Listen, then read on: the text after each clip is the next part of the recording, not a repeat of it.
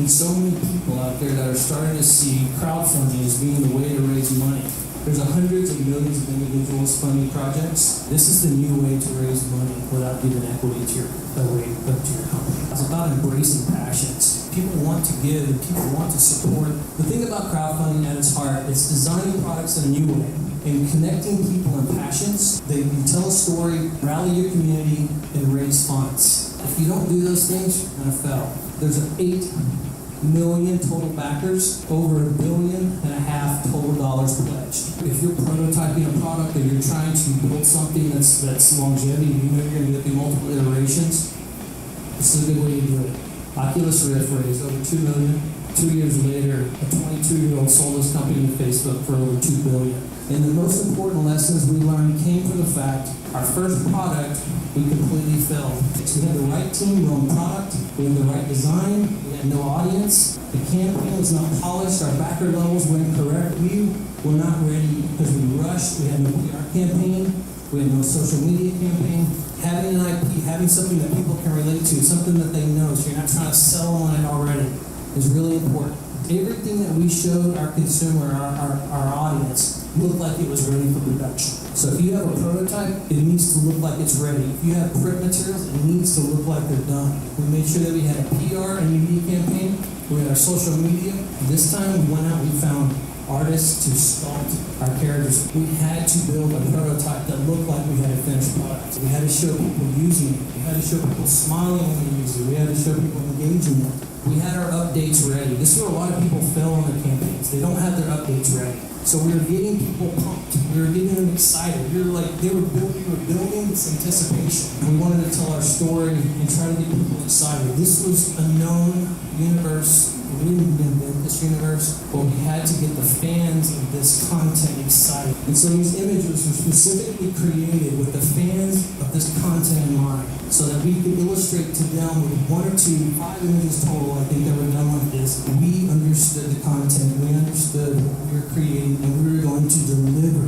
You want to get people emotionally connected to your product. You have to have something that people can only get if they fund your product.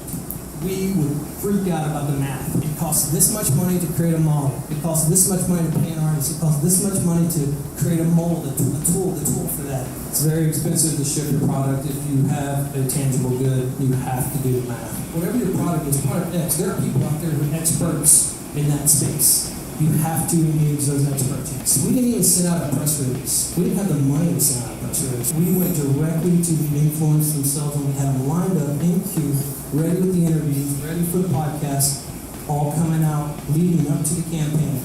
Cannot wait till the day you've already launched to get engaged in forums. Seeing people playing and engaging their products and other people talking about your products, not just yourself, is really important. Every time we put something out there, we were asking for likes and shares. Make sure if you have any imagery, you're branding it with your webpage, you're branding it with your product. You have to constantly brand. Throwing contests and telling me, hey, the more shares, everyone who shares this will be entered into a contest to win something. We flipped the switch, and within less than an hour, we had reached our goal. It's because we did all those things I just talked about before we ever launched. We've had 177 total updates and almost 20,000 comments. Updates equal money. Constantly updating videos. Videos are huge. People wanted to know how the gameplay. They didn't want to just look at the pictures. They wanted to see the gameplay. They want to see your product. We had an offer for worldwide distribution of our product before we ever finished our campaign. You got to get in front of the same audience multiple times. So you got to continue to push in these spaces.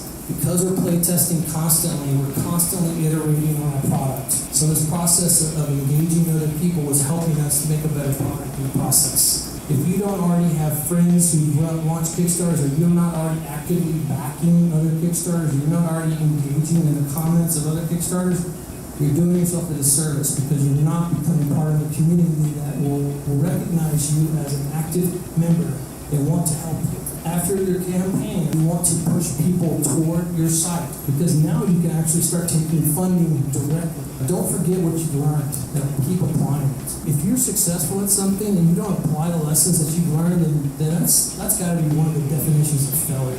You learn something that works, apply it, and keep doing it. Think your audience is going to buy whatever the next product is that you show toward them. I'm sorry, it's not how it works. You have to keep doing all these really hard things. You do your research not only on how to do it, but who your audience is. And that's a lot of what Kickstarter is about. It's about promoting people. We knew we were making a very expensive product, but because we had done all that other stuff I talked about, our customer was like, we don't care.